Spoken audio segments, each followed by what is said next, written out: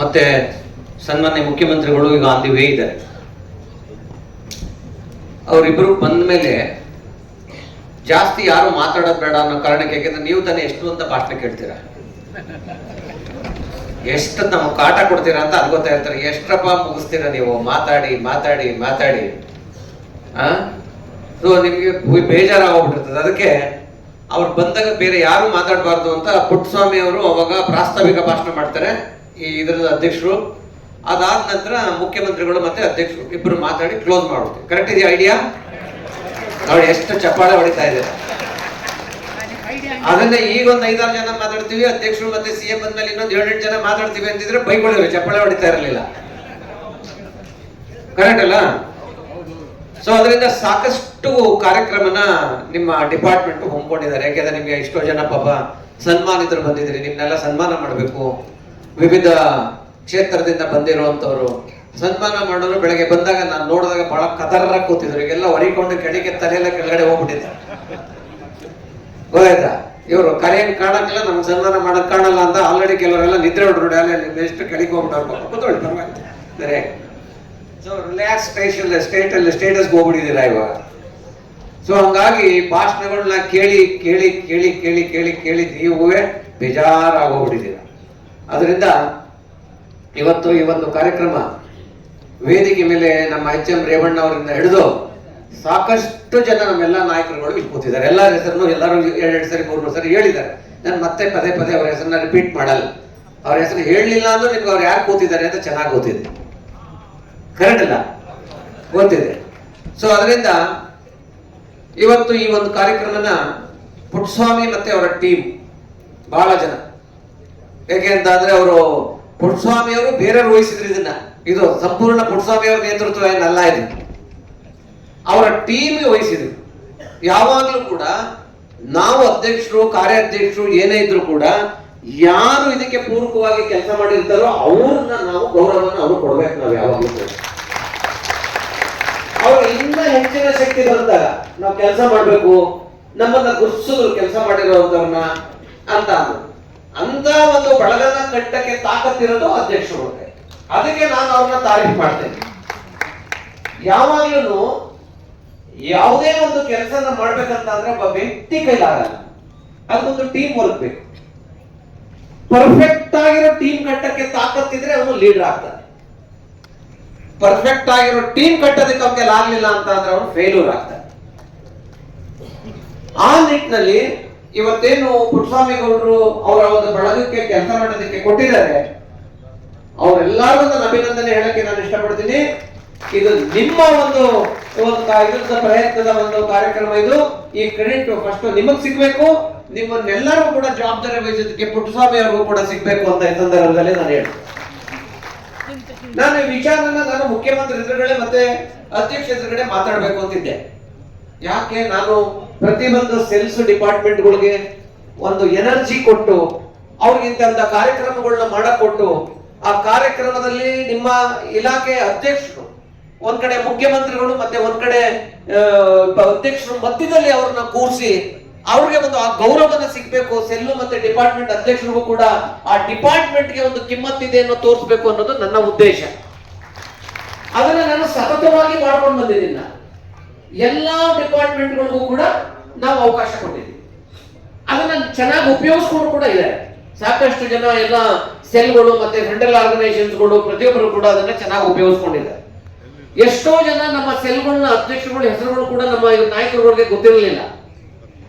ಆದ್ರೆ ಯಾರ ಹೆಸರುಗಳು ಗೊತ್ತಿರಲಿಲ್ಲ ನಮ್ಮ ನಾಯಕರಿಗೆ, ಈ ತರ ಕಾರ್ಯಕ್ರಮಗಳನ್ನ ಮಾಡೋದ್ರ ಮುಖಾಂತರ ಅವ್ರ ಗಮನಕ್ಕೆ ಬಂದು ಅವರು ಕೆಲವರೆಲ್ಲ ಚೇರ್ಮನ್ ಆಗುವಂತ ಒಂದು ಬಡ್ತಿನೂ ಕೂಡ ಪಡೆದಿದ್ದಾರೆ ಅಂತ ಅಂದ್ರೆ ಅದಕ್ಕೆಲ್ಲ ಕಾರಣ ಇವತ್ತು ಕಾಂಗ್ರೆಸ್ ಪಕ್ಷದ ವೇದಿಕೆ.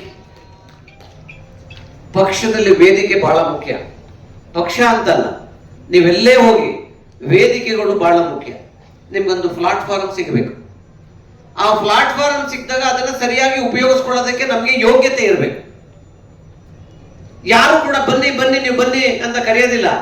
ಆ ವೇದಿಕೆ ಸಿಕ್ಕಿದಾಗ ಒಂದು ಸಣ್ಣ ಎಳೆ ಸಿಕ್ಕಿದ್ರು ಕೂಡ ಅದನ್ನ ಉಪಯೋಗಿಸ್ಕೊಂಡು ನೀವೇನು ಅಂತ ನಿಮ್ಮ ಪ್ರತಿಭೆಯನ್ನ ನೀವು ತೋರಿಸಿದ್ರೆ ಯಾರಾದ್ರೂ ಒಬ್ಬ ನಿಮ್ಮನ್ನ ಗುರುತಿಸೋನಿರ್ತಾನೆ ಅದ್ರೊಳಗಡೆ. ಅದು ಗುರುತಿಸಂಗೆ ಆಗ್ಬೇಕು ಅಂತಂದ್ರೆ ವೇದಿಕೆಯನ್ನ ಸದುಪಯೋಗ ಪಡಿಸ್ಕೋಬೇಕು. ನೀವು ಸದುಪಯೋಗ ಪಡಿಸ್ಕೊಳ್ಳಿಲ್ಲ ಅಂತ ಅಂದ್ರೆ ನೀವೆಷ್ಟೇ ಕಾರ್ಯಕ್ರಮಗಳು ಮಾಡಿ ಏನೇ ಮಾಡಿ ಅದು ಲಾಸ್ಟ್ಗೆ ಅದು ನಿಂತ ನೀರಾಗುತ್ತೆ ಹೊರತು ಅದು ಹರಿಯೋ ನೀರಾಗದಿಲ್ಲ. ಆ ಕಾರಣಕ್ಕೆ ಇವತ್ತು ನಾನು ನಿಮ್ಮ ಎಲ್ಲ ಕಾರ್ಮಿಕ ಇಲಾಖೆನ ಡಿಪಾರ್ಟ್ಮೆಂಟ್ ಅನ್ನು ಅಭಿನಂದನೆ ಹೇಳೋದಕ್ಕೆ ನಾನು ಇಷ್ಟಪಡ್ತೀನಿ. ಇವತ್ತು ನಾವು ಅಧ್ಯಕ್ಷ ಎದುರುಗಡೆ ಮತ್ತೆ ಮುಖ್ಯಮಂತ್ರಿ ಎದುರುಗಡೆ ಹೇಳದೇ ಇದ್ರು ಕೂಡ ನಾನು ಅವ್ರ ಗಮನಕ್ಕೆ ಆಲ್ರೆಡಿ ನಾನು ತಂದಿದ್ದೀನಿ. ಇವತ್ತು ನಿಮ್ಮ ಇಲಾಖೆ ಮಾಡ್ತಾ ಇರುವಂತದ್ದು ತುಂಬಾ ಚೆನ್ನಾಗಿ ಮಾಡ್ತಾ ಇದ್ದಾರೆ, ಕಾರ್ಯಕ್ರಮಗಳು ಮಾಡ್ತಾ ಇದ್ದಾರೆ. ಅವ್ರು ಬಂದು ನೀವು ಬರಬೇಕು ಅಂತ ಪ್ರೋಗ್ರಾಮ್ ನ ಫಿಕ್ಸ್ ಮಾಡ್ಬೇಕಾದಾಗಲೇ ನಾನು ಆಲ್ರೆಡಿ ಹೇಳಿದ್ದೀನಿ. ಅವ್ರು ಬಂದಾಗ ಬೇಕಾದ್ರೆ ಒಂದ್ 2 ನಿಮಿಷ ಟೈಮ್ ಸಿಕ್ಕಿದ್ರೆ ಮತ್ತೆ ಹೇಳಿ. ನನ್ನ ಉದ್ದೇಶ ಒಂದು ವಿಚಾರ ನೀವು ತಿಳ್ಕೋಬೇಕು. ಕಾರ್ಮಿಕ ಇಲಾಖೆಗಳಿರ್ಬೋದು ಅಥವಾ ಇಂಟೆಕ್ ಇರ್ಬೋದು ಅಥವಾ ಸಾಕಷ್ಟು ಡಿಪಾರ್ಟ್ಮೆಂಟ್ಗಳು ನಿಮ್ಮ ಲೇಬರ್ ಓರಿಯೆಂಟೆಡ್ ಡಿಪಾರ್ಟ್ಮೆಂಟ್ಗಳಿದೆ. ನಿಮ್ ಕೆಲಸ ಏನು, ನಮ್ ಜವಾಬ್ದಾರಿ ಏನು ಅನ್ನೋದ್ರ ಬಗ್ಗೆ ನಮ್ಗೆ ಅರಿವಿರ್ಬೇಕು. ಇವತ್ತು ನಿಮ್ಗೆಲ್ಲ ಗೊತ್ತಿದೆ, ಕೇಂದ್ರ ಸರ್ಕಾರ 4 ಕಾನೂನುಗಳನ್ನ ಬಂದಿದೆ, ಲೇಬರ್ ಕಾನೂನುಗಳನ್ನ ತಂದಿದೆ. ಎಷ್ಟು ಜನ ಗೊತ್ತು ಲೇಬರ್ ಕಾನೂನುಗಳನ್ನ ಇತ್ತೀಚೆಗೆ ತಂದಿರುವಂತದ್ದು? ಎಷ್ಟು ಜನ ಗೊತ್ತು? ಕೈ ಎತ್ತಿ ನೋಡ. 8-10 ಜನ ಗೊತ್ತಷ್ಟೇ. ಆದ್ರೆ ನೀವಿಷ್ಟೂ ಜನ ಬಂದಿರೋರು ಕಾರ್ಮಿಕ ಇಲಾಖೆಯಿಂದ. ಅಷ್ಟೂ ಜನಕ್ಕೆ ವಿಚಾರ ಗೊತ್ತಿರ್ಬೇಕಲ್ವಾ? ಕಾರ್ಮಿಕರ ದಿನಾಚರಣೆ ದಿವಸ ನಿಮ್ಗೆ ಇಲ್ಲಿ ಕೇವಲ 10-15 ಜನಕ್ಕೆ ಮಾತ್ರ ನೀವು ಕೇಂದ್ರ ಸರ್ಕಾರ ತಂದಿರುವಂತದ್ದು ಕಾನೂನು ಗೊತ್ತು ಅಂತ ಅಂದ್ರೆ ಇನ್ನ ಕಾರ್ಮಿಕ ಇಲಾಖೆ ಯಾವ ರೀತಿಯಾದಂತ ಒಂದು ರೆಕಮೆಂಡೇಶನ್ ನ ಗೌರ್ಮೆಂಟ್ಗೆ ಕೊಡ್ಲಿಕ್ಕೆ ಸಾಧ್ಯ ಅಂತ ನಾವು ಯೋಚನೆ ಮಾಡಬೇಕು. ಯಾಕೆ ಅಂದ್ರೆ ಇವತ್ತೇನೋ ಕಾನೂನ ನವೆಂಬರ್ 21ನೇ ತಾರೀಕು ಪಾರ್ಲಿಮೆಂಟ್ ಅಲ್ಲಿ ಇವತ್ತು ದಿವಸ ತಂದಿದ್ದಾರೆ. ಲೇಬರ್ ಕೋಡ್ ಅಂತ 4 ಕಾನೂನುಗಳನ್ನ ತಂದಿದ್ದಾರೆ. ಸತತ 5 ವರ್ಷಗಳಿಂದ ಹೋರಾಟ ನಡೀತೀವಿ ಕಾನೂನುಗಳನ್ನ ತರಬಾರ್ದು ಅಂತ. ಇದು ಲೇಬರ್ಗೆ ವಿರುದ್ಧವಾಗಿದೆ. ಇದು ಲೇಬರ್ಗಳಿಗೆ ಕಾರ್ಮಿಕರಿಗೆ ಅನುಕೂಲ ಆಗಲ್ಲ ಅನ್ನೋ ಕಾರಣಕ್ಕೆ 2019-20ರಿಂದ 25 ತನಕ ಕೂಡ ಇಡೀ ವಿರೋಧ ಪಕ್ಷಗಳು, ಸಂಘಟನೆಗಳು, ಕಾರ್ಮಿಕ ಸಂಘಟನೆಗಳು ವಿರೋಧ ಮಾಡ್ತಾ ಬಂದು ಅದನ್ನ ಅವಕಾಶ ಮಾಡಲಿಲ್ಲ. ಪಾರ್ಲಿಮೆಂಟ್ ಅಲ್ಲಿ ಅದನ್ನ ಮಂಡನೆ ಮಾಡೋದಕ್ಕೆ ಅವಕಾಶ ಮಾಡಿಕೊಡ್ಲಿಲ್ಲ. ಆದ್ರೆ ಲಾಸ್ಟ್ 2025 ನವೆಂಬರ್ 21ನೇ ತಾರೀಕು ಏಕಾಏಕಿ ಪಾರ್ಲಿಮೆಂಟ್ ಅಲ್ಲಿ ವಿರೋಧ ಪಕ್ಷಗಳ ಅನುಮತಿನೂ ಪಡೆದಾನೆ, ಡಿಸ್ಕಷನ್ಗೂ ಹಾಕ್ತಾನೆ, ಏಕಾಏಕಿ ಪಾಸ್ ಮಾಡಿದಂತ ಈ ಒಂದು ಕಾರ್ಮಿಕದ ಒಂದು ಕೋಡ್, ಇದು ಲೇಬರ್ಸ್ ಕೋಡ್ ಏನಿದೆ, ಆ 4 ಕಾನೂನುಗಳು ಆ ಕರಾಳ ಕಾನೂನುಗಳು ಅಂತ ಸತತವಾಗಿ ಹೋರಾಟ ಮಾಡ್ಕೊಂಡು ಬರುವಂತ ಪರಿಸ್ಥಿತಿ ಇವತ್ತು ನಿರ್ಮಾಣ ಆಗಿದೆ. ಅವರು ಏಪ್ರಿಲ್ 1ನೇ ತಾರೀಕು ಅದನ್ನ ಇವತ್ತು ಇಂಪ್ಲಿಮೆಂಟ್ ಮಾಡಬೇಕಾಗಿತ್ತು. ಏಪ್ರಿಲ್ 1ನೇ ತಾರೀಕು ಇಂಪ್ಲಿಮೆಂಟ್ ಮಾಡಬೇಕಾಗಿತ್ತು. ಎಲೆಕ್ಷನ್ಸ್ ಬಂದಿರೋದ್ರಿಂದ ಅದು ಸ್ವಲ್ಪ ಮುಂದಕ್ಕೆ ಹಾಕಿದ್ದಾರೆ ಅಷ್ಟೇ. ಅದನ್ನ ತರ್ತಾರೆ. ಯಾವುದೇ ಒಂದು ಕಾನೂನನ್ನ ಸಂವಿಧಾನಬದ್ಧವಾಗಿ ಇವತ್ತು ಪಾರ್ಲಿಮೆಂಟ್ ಅಲ್ಲಿ ತರಬೇಕು ಅಂತ ಅಂದ್ರೆ ಚರ್ಚೆಗಳಾಗಬೇಕು. ಪ್ರತಿ ರಾಜ್ಯದಲ್ಲಿ ಚರ್ಚೆ ಆಗ್ಬೇಕು. ಕೇಂದ್ರ ಸರ್ಕಾರಕ್ಕೆ ಎಷ್ಟು ಹಕ್ಕಿದೆಯೋ ಅಷ್ಟೇ ಹಕ್ಕು ರಾಜ್ಯ ಸರ್ಕಾರಗಳಿಗಿದೆ.